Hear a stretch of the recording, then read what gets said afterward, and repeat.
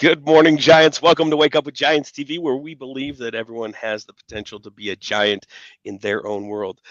Hang tight with us because in this episode, we're going to discover how to have a multifaceted mastery in your life. So stick around. We're going to wake up the inner giant.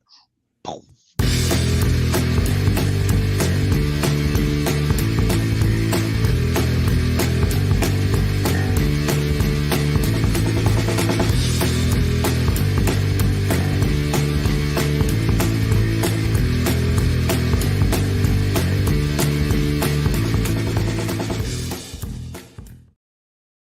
Good morning, Giants. Welcome to Wake Up with Giants TV. I'm Ryan Morris, co-host and co-founder of Wake Up with Giants TV and a Tribe of Giants. And I am sitting here with Nicholas T. Smith, the author of The Giants and the Smalls and the recently funded The Tortoise's Hair, which we got enough money to do almost everything.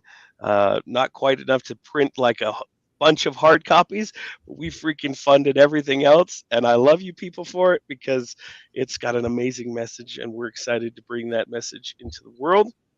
So we're committed to that. And today is Mother's Day.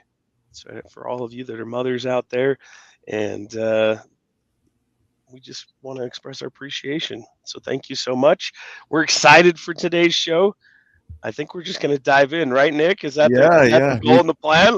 That's I'm the goal ready. and the plan. Yeah, we don't have a track, so this is going to go how it goes. Completely off track. We've got Off track. Lauren Twigg with us. She's a powerhouse with her journey from an early childhood educator to the proud owner of HWG Fitness Oceanside, which is hard work and dedication, right? Is that correct? Yep. Perfect. She's reflecting her resilience and passion. She's not just a gym owner, but a cheerleader for everyone striving to be their best. Her inspiring physique as a professional bikini competitor motivates those around her, and her love for horseback riding showcases her adventurous spirit and love for animals. She's multi-talented, dedicated, and always friendly.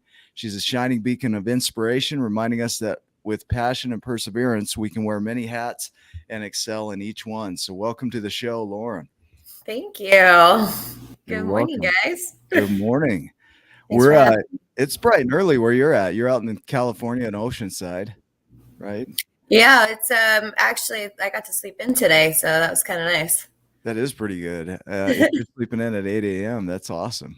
Right? For a lot of us, we're just getting up. We like to dive into your story and go back in time to kind of when everything began for you around your current adventure. So we like to start with anything that was non-conscious in your life, maybe ways that you were taught, ways that you developed, where you thought you were somebody, and you woke up to that and decided that's not who I am. You know, there's more in me. Did something come to mind there as you hear that? Oh yeah. I would say probably about 7 or 8 years ago. Yeah. I've been riding horses here down in San Marcos with my current riding instructor, and I was quite heavier than I am now, and it just wasn't working for me. You know, I wasn't the athlete that I am now. I would get on the horse and I'd wake up and I'd cry a lot. I didn't feel very good about myself. I was drinking a lot, and it wasn't the life that I thought that I would live, you know? And I couldn't really lose weight. Right. And so I actually found out that I had I have polycystic ovarian syndrome, and so it's an insulin resistance issue. And a lot of women have it, and so it's an endocrine system problem. And I went to the doctor, and with proper diet and exercise, it's a reversible condition. So I quit drinking, and that really changed my life. And I started getting into that health and fitness, and I lost a bunch of weight. You know, I joined a gym similar to the one that I am in now, that I started. And I lost 20 pounds, and that kind of sparked my, revival of fitness. Because when I was in college and high school, I really found a lot of joy in working out. It was something that I liked doing, but I would always but then now, like 7-8 years ago, it was something that I started doing more consistently. But being around the horses, the current horse that I have, his name is Xandro. He's a big black Dutch warm blood. He was really inspiring to me because he showed up for me every day, but I didn't. Like I wouldn't show up to my full potential. And I wasn't a partner. I wasn't there for him, even though he was there for me. And that wasn't fair. And when I decided to change my life and be that partner for him, then we started being in sync. So that was the start of my health journey. Horses are incredible. Like I had 2 horses. This is ages ago, but there is some serious healing properties. I don't know what it is in a horse that they do for you, but it's like they listen, they feel, they love differently. Like it is something, unless you have been around horses and like loved on a horse and had it love on you, you probably would never understand that connection. There's something definitely there. And I love the accountability, and the awareness that you had to see that, hey, I'm not showing up like that. Like you're just living your life a certain way, used to that way, and then you see something different and you start to shift. Yeah. And was there inside of that, in that shift of starting to see where you're not showing up in the way that you would like, or that it wasn't fair for the horse, right? For everyone else involved. Was there self-judgment? Was there doubt? Was there worry? Were you hard on yourself? Oh yeah. How so? I didn't feel worthy. I didn't love myself. I didn't think that I was good enough. I didn't feel like I was a valuable human being. I think that a lot of people feel that way. And, my horse didn't think that about me, like he loved me, I'd walk down the barn aisle and he'd nicker for me, and he loved me unconditionally. And it was like, why don't I love myself unconditionally, and there's that element of like just not showing up for yourself, and but then I really started showing up for myself around that time. And I had no idea what, making that shift could do for me. And like, it was a big shift. And it was like the trajectory of my life after that, like it just kept getting better, I want to look at the idea that you said that you weren't measuring up to who you thought you should be, right? A lot of people do that. We define that as depression, right? We think we should be something, we're not that. So we get into this depressed state. And a lot of people do what you did, they drink, or they find something to get, to numb it out, or to take the energy away so they don't have to feel it. So they don't fully get a chance to face it, right? So it could turn into an addiction. It could turn into a lot of things. But that idea of measuring up to something you thought you should be, who did you think you should be? And where did that come from? Does that make sense? Yeah. Where did it come from? I don't know, society, wanting to be perfect at everything, like just self-doubt, like having that internal emptiness. I think it is just something I was born with. I have a very competitive personality. Like I just always wanted to be the best at everything, you know? Yeah. And it's just fell short somehow. Yeah. So looking at that, that idea of feeling that emptiness, that big void, like you talk about, Mhm. right? I can see where that might come from: family, culture, society, these outside forces of, Mhm. I'm something, I think I'm this, I would like to be this, but a lot of what I'd like to be is what I think society wants me to be, like this, the pressure, right? The Mhm. perfectionism of, well, I got to fit in. Mhm. Right. And then we don't measure up. And then we judge ourselves for not measuring up to some ideal that was created. Yeah. Right. So when you Mhm. woke up to this and you started noticing, look, my horse is there for me and I'm not. A lot of people can do that from a space of shame and blame and guilt, and really pressure themselves to be something out of force of, again, a measurement. Does that make sense? Oh yeah. And so, what in you had you want to align with what your horse was doing for you? Like, does that make sense as a question? How did you start showing up for you in a way that wasn't so damaging to you? I got support, Okay. you know.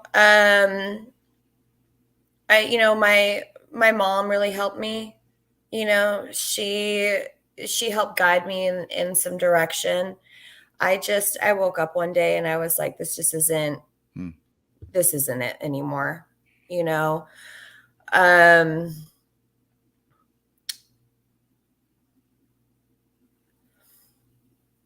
I found people that would love me unconditionally, you know, and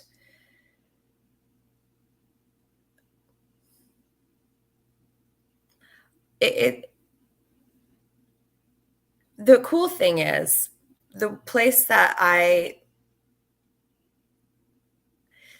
where my horse was is there Hmm. were already people who were taking the path of growth that I was seeking. Hmm. So before I even knew it, they God had placed me, or like in this area Yeah. of growth. And I was like, when I was ready to find that place, there were already people who were taking that path. Does that make sense? It totally does. Byron Katie says that if we think that the problem is out there, that the issue is out there, then we're forever the victim, right? And Mhm. then we're suffering in paradise, is what she says. And the things are already around us. Those Mhm. people were already there, but perhaps you couldn't see it, right? Mhm. And so in this awakening of this realization of, man, I'm really not where I'd like to be, I would like some change. Boom, your eyes are opened and they're right there. Does that Mhm. is that what you're trying to say? Or Yeah. yeah? Yep. Huh. Ryan, what thoughts do you have around that? Well, in the book, in the story, and I'm like right here, there's this moment where this is the story that Nick wrote, The Giants and the Smalls, where he's longing like he doesn't know it for a little bit. He's just kind of following the ideals of society and what he thinks is supposed to be like, because that's what he knows. But then he hears in the distance the giants, and you can see him right there in the background. He hears the giants' laughter and goes, "Wow, I want something different. Is that possible for me? I Mhm. am not living up to where I thought I would be at this point in time, and wow, I've been playing small my entire life." And looks up, sees the giants, and then goes out on this pathway. And I'd like to believe too, Nick, that there was other smalls in other villages, and that were waking up to their giant potential as Yeah, well, and for sure. out on Yeah. out on the path, and that there was plenty of people, in the land of the horses, you know, where, and this is the land of the giants that had been down that path. The people that are right here supporting you are the giants in your world, right? Mhm. The people that are helping you and loving you unconditionally and saying, "Hey, you know what? You're a giant already. You just don't know it. Let's help you see that your giant potential." Mhm. So I heard a lot of parallels in that, and um, that for can be a very, very lonely, sometimes a very dark path. Like there's this point where you start to set out on that path, and you don't know, you're leaving your past behind to a degree, and you're kind of stepping out into that unknown. And it can be really scary. It could be challenging. It could be dark. For some, it might not be. Maybe there's people right there right away, but sometimes there's not. And so if this is you at home and you're like kind of in that, just know that the path opens up, that there are people out there, and you can surround yourself and find others that are living the life that you've always dreamed about, and can take you by the hand or put you on their shoulder, as we call it. And this is the other picture. This is the putting on the shoulder. Yep. Where a giant will put you on their shoulder and stand up, and you can see a totally new perspective. Yeah. Yeah, exactly. You know, my riding instructor is like, when she saw, I went up to her when I first met her, and she came to where I worked, and I saw her ride. And I was riding a retired jumper thoroughbred, and she was like, I saw her ride, and she rode so beautifully. And I went up to her and I go, I want to ride like you one day. And it was so brave of me, because I don't know where that came from. And she said, okay, well, I'll give you a lesson. And the next day she said, can you sit the trot? And I was like, well, I haven't. And she goes, well, you're going to sit the trot now. You know, and I've been riding with her for over probably 12 years now. And she said, I saw potential in you, you know, and you just need that one person to say that to you.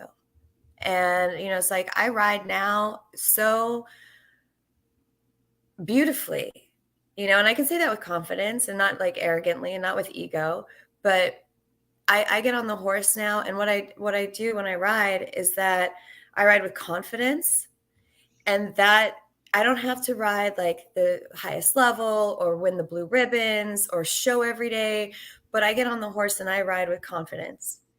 And like, that's what I want to instill. Like when we have these kid classes, right, at the gym, I want to instill confidence in these kids, that they come into our gym and they're learning skills, and that they're learning to become athletes, and they're learning confidence, that they go out of the gym and then they know that they can make friends, and that they can go somewhere else, and they can go to a different gym one day and they can get strong. You know, it's like you just need that one person to have that confidence in you, that you can like bring that somewhere else. And that's what my riding instructor did to me. She gave me confidence. She listened to me cry on my horse.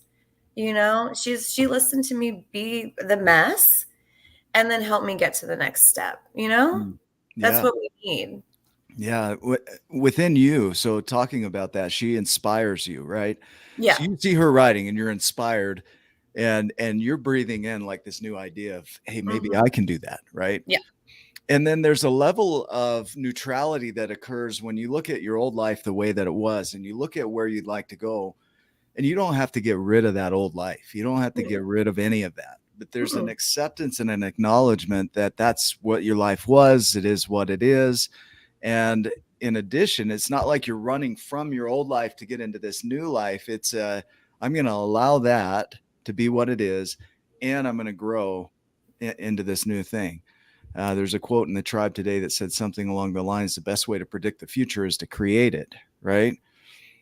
And here you are doing that, and you're doing it in your unique way. Like for me, it's not horses, it's writing books and doing what we're doing. You know, it's a little different, but it's the same idea. It's this, somebody put you on their shoulder. Somebody inspired you. Something inspired you, had you wake up and start doing things a little differently. Yeah.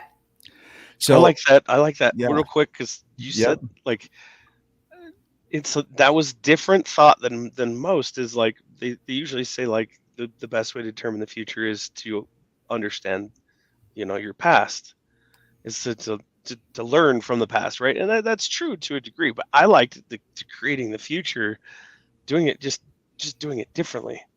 Like you can create whatever you want. I don't know. That's just something different that most of the time you're taught to think about all your past and learn from that past experiences and learn from the mistakes and all right. that. Right. And like, you know, hindsight's 2020, you view it and you look for it. Yes, but what if you don't want your past? You know, you just, you know, I don't want to continue to like lean on my past, and, you know, to a degree, I'll use my past as just that, as experience, and start tailoring the life that I want to live, not based on my past, but based on where I want to be in the future. Yeah, I like that. Lauren, what does that bring up for you as you hear that? Well, the past is definitely what makes us who we are. And yeah, I like that. It's never too late to make a change. So on my wall at my gym, it says it's never too late to fly. And because it's not, at any time in our life, we can make that shift and change. And I love it because our past doesn't define us, but it creates empathy. And with what we've gone through, and that's what because I've gone through a lot. I was made fun of a lot as a kid and teased. And that's, I think, how I can empathize so much with kids and how I can care for them so much is that I understand what it's like to be bullied. So when they come into my gym, I want to create the safest environment for them. So that makes me a caring, kind person. That's one of my assets. One thing that I'm good at, So I like that about my past. I think that's strong. Yeah, I like that. Yeah, to keep that going, thinking about acknowledging the past, right? Acknowledging the good that came from it, but also acknowledging the good that's already in your world right now. When you started riding on the horse, doing the horse riding, did it start to open your eyes to what's good in your world already? Oh yeah. How important is gratitude for you in your journey? Oh, every day. Okay. Every day I'm grateful. Yeah. Yeah. How? I look at my life. I am so grateful. I'm grateful for the horses. Yeah. I'm grateful for my friends. I'm grateful for my health. I'm great. I have so much to be grateful for in my life. Yeah, I've gone through, and I think it's because I've gone through so much. Yeah. I feel very free. How do you re-empower? Let's say that you're going down the road and you're feeling good and life is great, but then you get, some affect, some trigger, something hits you and you're spiraled down, right? You're depressed again, or you're anxious again. How do you re-empower yourself? What are some of your tools? You talked about horseback riding, but how do you get back into your power? Does that make sense? Oh yeah, that's a great question. Well, I think basic ones like writing a gratitude list, just straightforward writing it down, like what am I grateful for?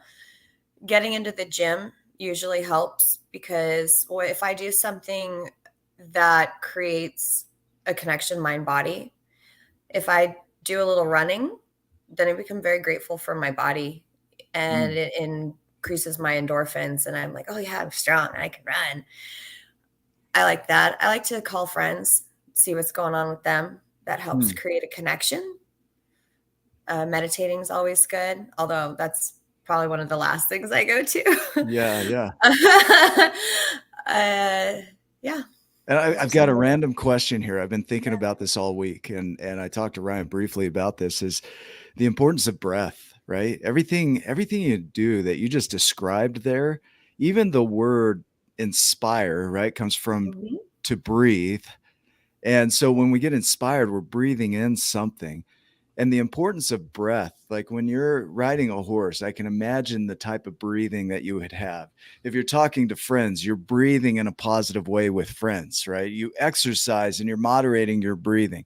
Now, I've got this weird theory, right, that it's not so much about the fitness or the thing, it's about the breath, right? It's about the life that it brings into us because of the way we're breathing. Does that make sense? I don't know if you've got a view on that. Oh, 100%. I have to remind everybody that I coach to breathe while they're working out. So when you say that, it just reminds me how it's that breath, the breathing in and the breathing out. And I actually did breath work with a group of girls this weekend over in Palm Springs. That was so powerful. Yeah.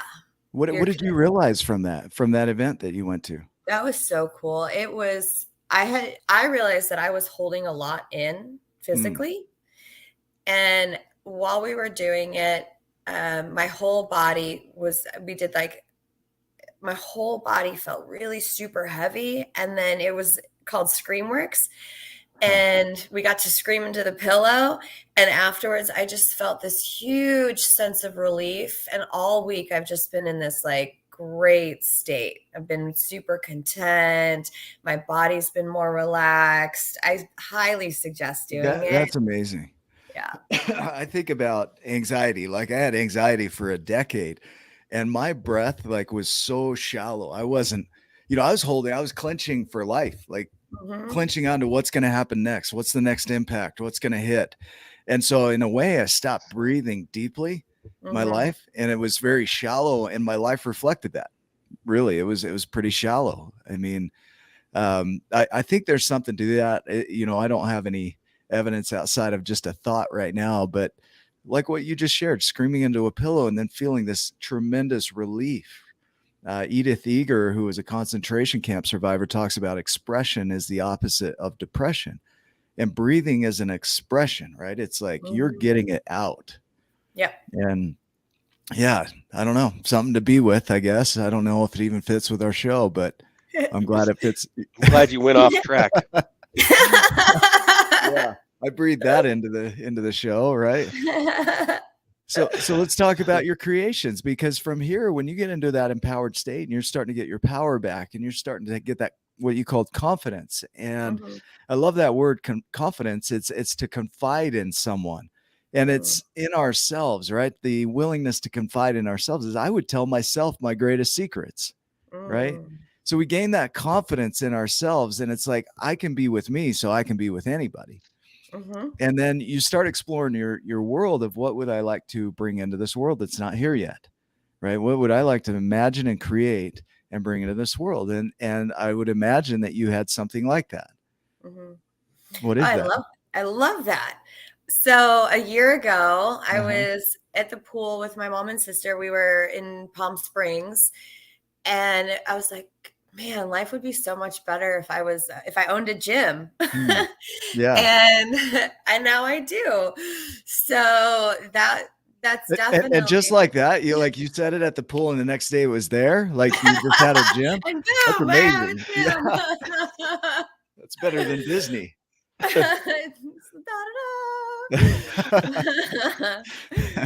That's the kind of magic I want to practice.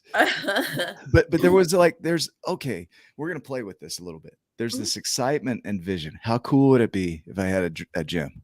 And then there's excitement that anchors you into that vision of that's mine. I'm claiming that. I'm claiming it. And then comes the hard work, right? The grit, the persistence, the perseverance into creating that and bringing it into this reality. It's not like a mom says, hey, I want to be a mom, and she all of a sudden has a baby and there's no effort into the creation of that baby or even raising the baby afterward, right? There's excitement about having the baby, but then comes all the work. Does that make sense? Oh yeah. Can you talk about that in your creation? Was there a lot of work that went into that creation, even though you had the attachment and bond to it? Yes, a lot of work. So HWG Fitness is a franchise. My first bodybuilding coach owns the franchise. His name's Louis Braceno with his wife, Bernadette. And they were my first coaches. So in 2018, I started working out with them. And it was I started working out with them because I wanted to get fitter for horseback riding, my first love. And then I saw them do a fitness competition. I did my first fitness competition with them. So that was in 2018. I ended up going through a divorce during the pandemic, and then moved to from Orange County to San Marcos. I'm shortening the story. Worked at a preschool. I love teaching. I love teaching the preschool. That wasn't going to sustain me being a single woman. And Louis and I, even though he was no longer my fitness coach, we were still friends. And he started putting out this idea about me opening a franchise. And that once we started talking about that, the idea was planted. And I actually was applying to be the education director at the synagogue where I was teaching the preschool. So I was applying for that job. And that went on for quite a while. It was like 5 months that they were going back and forth between me and another candidate. Meanwhile, I'm like, well, I kind of want to open the gym. I don't know. And then it fell through that I did not get the position as education director. So when one door closes, the other one opens, right? Yeah. And boom. So we started going into the works. The divorce is finalized. I was able to put a deposit down with the franchise in August, and the ball got rolling with me and Lewis and Bernadette, and we found a location. I started acquiring all the equipment. It happened so fast. Like, I was still teaching in the preschool and started the school year. And I thought, oh yeah, it's fine. I can totally do both, right? And by October, I couldn't do both anymore. So I was opening up the gym and teaching the preschool. I finally had to quit my preschool job in October because we were opening January.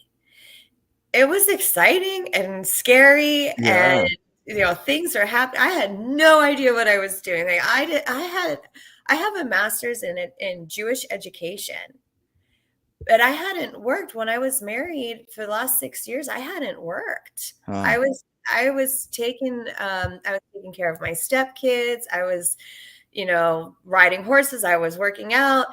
And then I was teaching preschool during the divorce, and boom, now I'm a business owner. Yeah.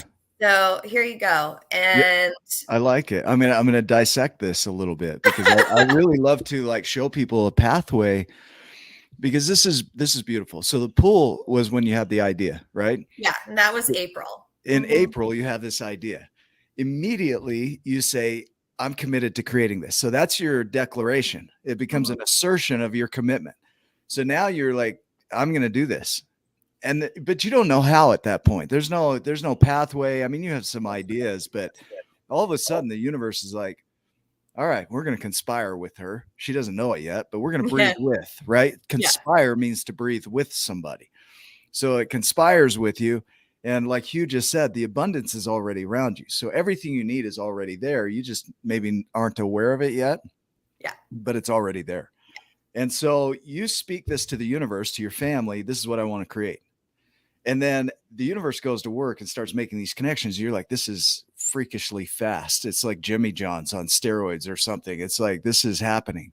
And then all of these events start falling into place that you really you couldn't have seen those dots connect looking forward, right? Steve Jobs says that you can only do that looking backward. But if you look back now and you see all these connections, like this had to happen so that could happen. That had to happen so this could happen, right? I had to meet this person here. I had to get divorced over here so I'd have a deposit over here. All these things. But when you're going through those, it feels like this really sucks. This is not what I had in mind, right? If you knew everything that went into creating a gym today, the day you started, everything you would have had to do you think you would have stepped into it? Oh my gosh, I don't know. We know that's kind of a trick question because we've stepped into that same like messy world, right? And it's like, if I knew, I don't know. It's a lot sometimes, right? Yeah. If it was all at once, game over, right? Like, I really think my ignorance is bliss. Yeah. Well, even the laughter to that response just is indication of like, you have no idea what I've been through to get to where I am today. It's a lot, right? Yeah. And that's why we knew we needed to unpack it a little bit, because the short and condensed version makes it seem like poof, it was there. I woke up, I was a preschool teacher, and then the next day I owned a gym. Yeah. The beauty of it is it gives pathway to others, because they're going to get inspired by your story, right? It's like, she can do this. I can do this. I don't need to know how it's going to play out. And I think that's where a lot of us give up on our dreams, is we look at our past and what we've done, and we look at where we are currently, and then we try and stretch from there. Right. And then we only think the exercise bands, you can only stretch them so far before they're going to snap and hit you. And it's not going to feel good. Right. that's what we do with our, yeah, you do. I'm laughing because I did a funny exercise. I have this coach that he's this amazing trainer, and I had a band, and like I had to go like push into one of our punching bags, our punching bags, and it hit me. Oh, shoot.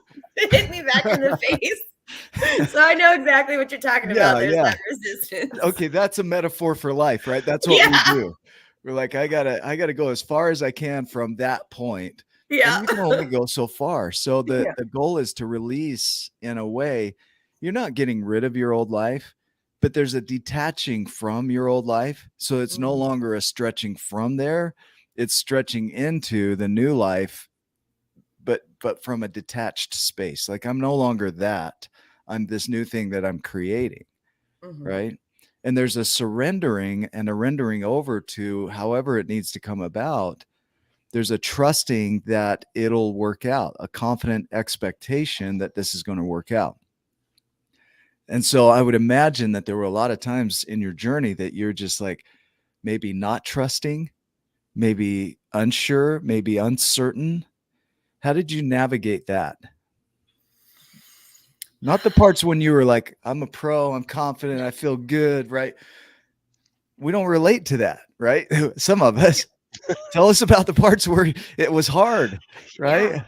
Yeah. Okay, so there were a lot of hard parts, you know.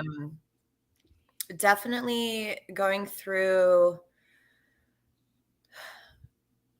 the divorce during the pandemic.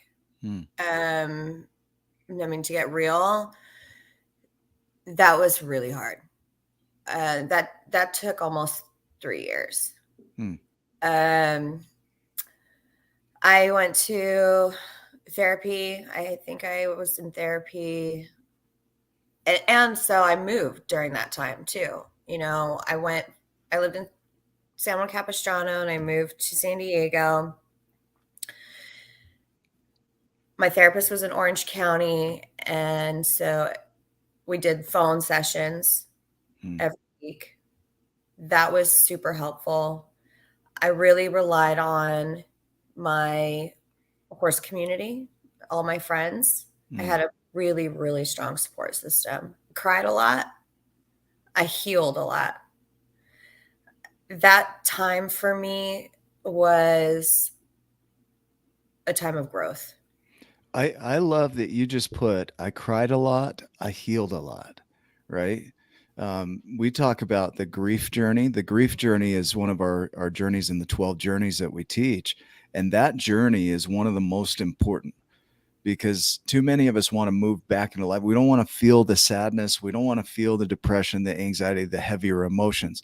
Glennon Doyle, when she wrote her book and came out about her life, she talked about people telling her that happiness was for feeling and everything else was for stuffing. And the more she would stuff her feelings, the more booze and other things she'd have to stuff in just to live, right? And it's such an impactful thing. She talks about that she wrote on her mirror, feel it all. And Dr. Gabor Mate talks about trauma being ungrieved grief, that we don't have a chance to grieve our grief. And Edith Eger going into expression is the opposite of depression.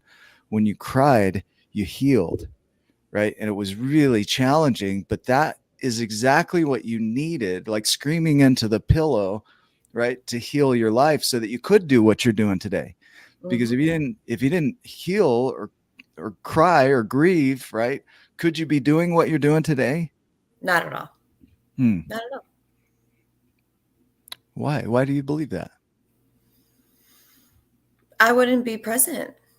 I wouldn't be strong enough. I couldn't support my team.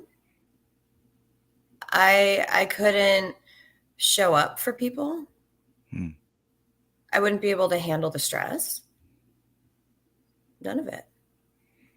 You talked about empathy, right? You have empathy for these kids, the compassion, the self-compassion, right?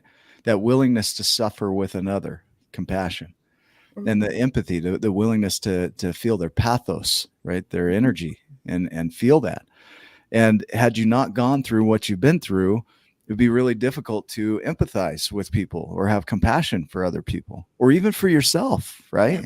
Yeah. You went through some stuff. Yeah. And when you say that compassion for ourselves, I know, and this is hard for me. I know I have to take breaks. I know when I have to put the business aside and take a nap, take some time for myself. And that's a challenge because, that like blame, or you're not working hard enough. You should be at the business, all day long. You need to do this. You need to do that. To be a successful person and be a good business owner, you do need to take care of yourself. Yeah, this is vital right here, right? I learned during that healing period how important self-care is. And it's not just bubble baths, right? Yeah. Bubble baths are nice. They are nice.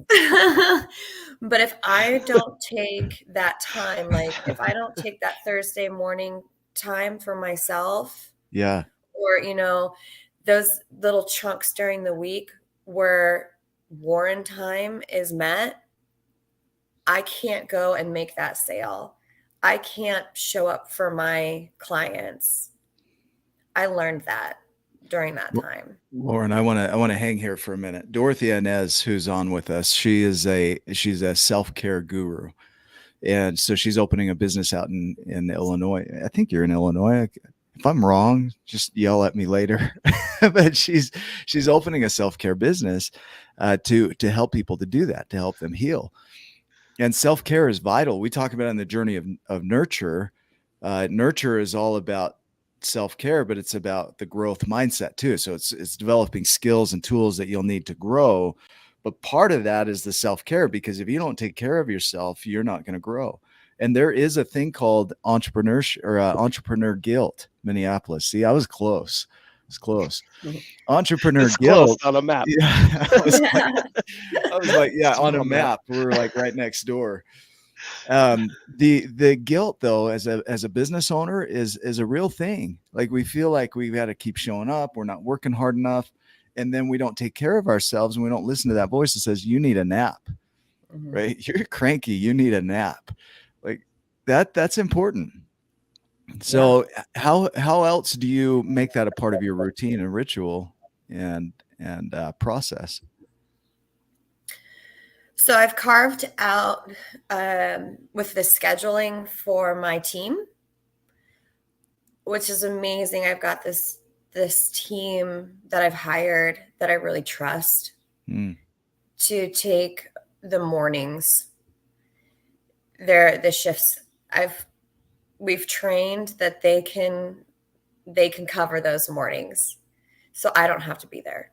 And I know that they've got me covered, and I don't have to. I can do what I need to do those days, and I'm There's good. something magical too, just inside of that, with the trust, is giving them enough leash or rope that they can, perform and do the things that they need to do, and it does something for an employee when their boss entrusts them to make decisions even in their absence, within reason too. You got to make sure that they know the boundaries.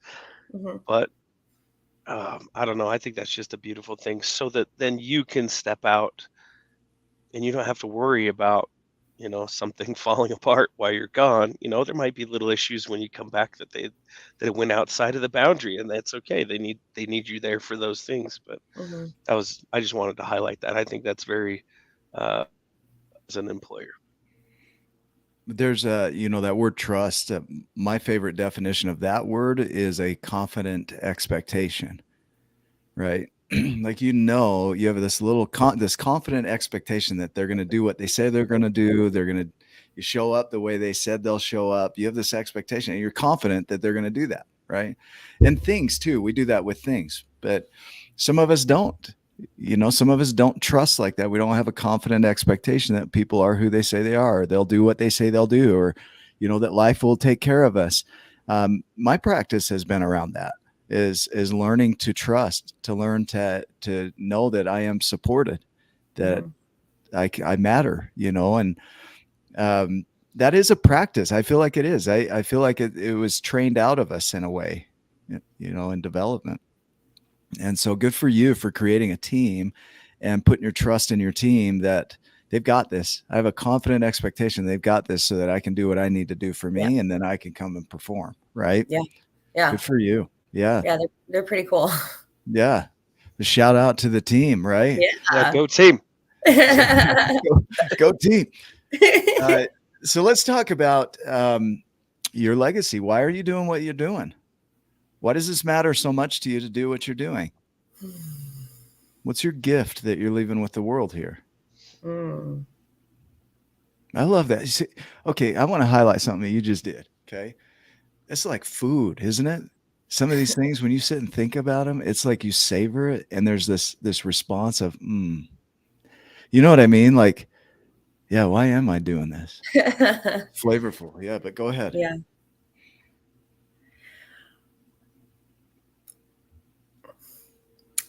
So it's multifaceted. The first thing that comes to mind is for the children. I really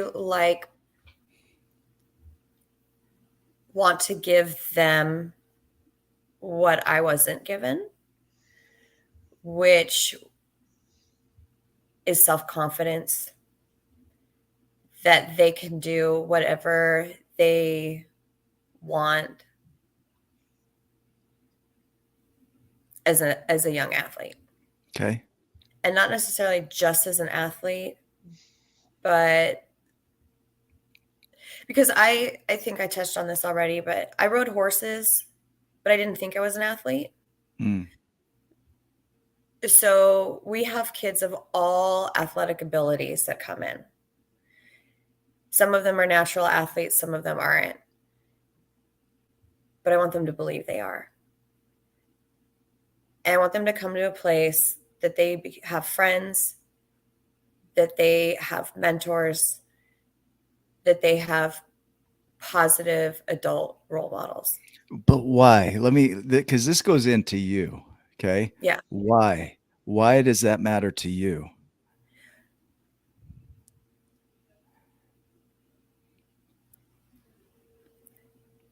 Okay, this is why. When I was in school and made fun of, I could go to Hebrew school, and the rabbi, I was really good at it. I was really good at Hebrew. And so I actually misspoke. I did get this. I got it from the rabbi and the people at the temple. I got that love and confidence. I got that there. And I felt very smart there and very loved. And that made me feel good. This is great, because this is what will be given to them as a gift, right? While you're alive, when you're gone, this is your gift to them. Is I want them to feel special. I want them to feel that love I felt back then in the synagogue, right? With my rabbis, that I felt smart. I felt important. I felt like I mattered. I want to give that as a gift to these kids. That's why I'm doing what I'm doing. This is what gets me out of bed in the morning. This is why I keep doing my competitions. This is why I run the gym. This is why I take care of myself. Is there more to that? So for the adults, when I get on stage,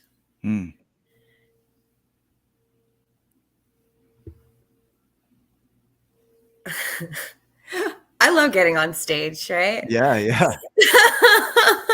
There is something so empowering about walking on stage in that little itty bitty bikini on heels, all glammed up. Yeah, I don't do that. That feels so good. I know. Yeah. Because I never thought I would do that. That's amazing. I didn't. So you're so proud of yourself, right? Like, it's like, I Yes. am so proud of what I've accomplished, right? And it's not, society might make you think, oh, you can't talk like that. Yeah, you can. Like, Yeah. look at what you're doing for you, right? Me in heels is not a good sight, right? But you in heels, that's showing you, look at what we can do, right? Yeah. And to Huh. be able to help another woman feel that way, because I felt so bad about myself. I felt so unbeautiful. Mm. Like I could never, I felt fat and ugly and all those things that probably a lot of women feel when they look in the mirror, and I'm not worthy and no one's going to like me and blah blah blah. I can help other women feel empowered. Mm. So yeah. And I can help. I love it. I love when women feel strong, because there's something really cool about being able to lift a heavy weight. There's something really cool about accomplishing a workout that makes you feel strong and makes you feel powerful. There's Yeah, something really cool about that. I could see that. I could Yeah. see that. I can see this as a legacy too. I mean, you're hitting all generations there if you're inspiring kids to see their greatness. It's what we're doing. It's this idea that there's a giant in there already, and we're just helping you to see it. That's it. But you're doing Exactly. all the work, right? That it's Yeah. not us doing the heavy lifting for you. You're doing it. Yeah. Yeah. And 100%. yeah, And that's what I like about the story too. It's like your potential's there. I'm helping you see it. mm, I'm just your guide. yeah. I love that. I love this quote here too. Lori, thank you. Caught myself saying to myself, I'm proud of you several times this week. That's a first. That feels amazing. That is what we're after, because people could say it to you forever. Oh, Lauren, you're great. Lauren, you're amazing. But if you don't say it to yourself, like what you said, getting up on stage is, I feel so proud of myself for what I'm doing, right? I feel so proud of myself for what I've accomplished. That's slowing down with that is nobody else did that work. They didn't come do it for you, right? No, and it's not it's the waking up early, it's prepping the food, showing up at the gym, doing the cardio. It's all the work before you. I mean, getting the makeup and hair done is fun for me too, but it's all of that, the day in and day out of the hard work. It's the getting up and doing, like, I don't like doing Excel sheets, but I'm learning how to do Excel sheets. Yeah. It's making the phone calls to the people who you're going to do sales appointments with. It's all this hard work that I'm learning to do that makes me feel good about myself. It's showing myself that I can do hard things. That's esteemable. And you're like, wow, I can do this. And then I show the kids that you can do this. And then I show my clients, you can do this. And when you see people's eyes light up that they can do this, it's such a gratifying feeling. There's your legacy. It's showing people that feeling that giving them that self-confidence, helping them know that they can accomplish all the things that they want, that are in their heart. But it takes work, it takes effort. Yeah. It takes all these things that we've been talking about today. You're going to have hard times. I was having this discussion with my son the other day about failures. And he was creating slime, and he was with his therapist, and he's sitting there with his therapist, and she like puts out some ingredients and says, okay, make slime. And he's like what quantities and all this stuff. Now, some of his sisters have made slime, so he knew kind of what to do, but he didn't know it all. She knew the exact amounts that you needed to make it like the right consistency and all this stuff. And his didn't turn out the way that he thought it would, and so he felt like he was a failure. She stepped in and said, hey, just add a little bit more of this, do this, change this. And a few minutes later, his dough or his slime was like the right consistency. but it hadn't activated or whatever it does when slime like gets the right consistency. But you could look at that and people say, hey, you know what? Well, because that didn't work out, I'm a failure. Are you a failure, or did the thing just fail? And the truth is no, you're not a failure. You just slime didn't work out. You didn't know what you didn't know, and you learned from it. You gained some more knowledge. So maybe the next time you'll know what to do. And I just thought, yeah, go ahead, and then I'll. I'm going through that a lot right now with figuring out that I don't know a lot of running a business. Obviously, I've never done it before, and there's no judgment. It's just, I don't know that yet. And then I ask somebody, and now I know. And then I get to the next part. I don't know how to do that. And I ask somebody, and then I know how. There's no judgment. It's just, I don't know. And that's the learning process. And that's the beauty of it. It's just always growth. It's just going on to the next step. And that's, the humbling and the learning. And that's what helps make you better is the failures. That's not failures. They're just learning opportunities. I like the idea of Edison real quick, Ryan. And then, no, you're good. This is actually going to prove my point. I love this. Keep going. Yeah. You're good. So the 10,000 ways it didn't work, the definition of a failure is a negative yield from your efforts.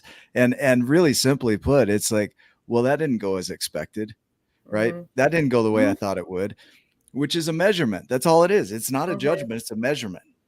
And so it gives us a chance to really adjust and try something else until we get the success, which is a positive yield from our efforts.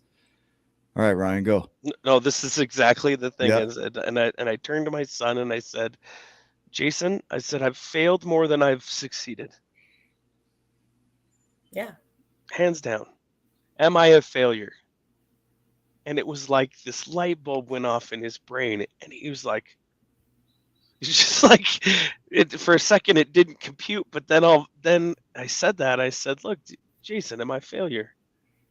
I've got a great family. I've got a great business partner. I've got a great job. I've got all these things. But accumulating this stuff and doing the things to get to where I'm at, I've failed more than I succeeded. Am I a failure? And he's all, no. And it's beautiful because I don't know if like it's just amazing because it's exactly opposite of what you think. You fail 10,000 different times and you create the light bulb and you're looked at as a success, right? In sports, it's the winners, the losers. Well, life is different. It's not the winners, the losers. It's actually you can lose and win in this game of life. And you can be, what was the exact title? You could be multifaceted mastery from your failures. That's the point I wanted to leave, is that you are multifaceted and you're becoming more multifaceted every time you step forward, and every time you step back and you have a failure, you're learning and growing. And I am so proud of you. We just met this morning, and I have so much love in my heart, and I'm so proud of you for all the things that you're doing. You're showing us a beautiful example of life, and just being an amazing person, and then turning around and showing others that formula, that winning formula from failure. And I love it, and I appreciate you. Thank you so much for being on our show. Thank you. I think also you are a doppelganger for Anna Ditchburn, the beautiful soul. And if you guys, you need to meet her. Yeah, you guys need to connect. But it's as we wrap up here, Lauren, you just have a great message of, life can be hard and you can make some choices to turn it around. And it's not that it's easy to turn it around. It still takes effort and work, and you learn to take care of yourself and you become a human being, right? But you give yourself room to be a human being.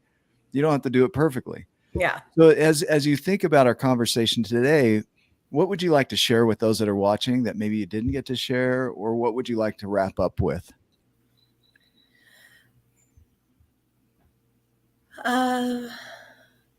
Today I'd like to just say, give your moms a hug. Yeah.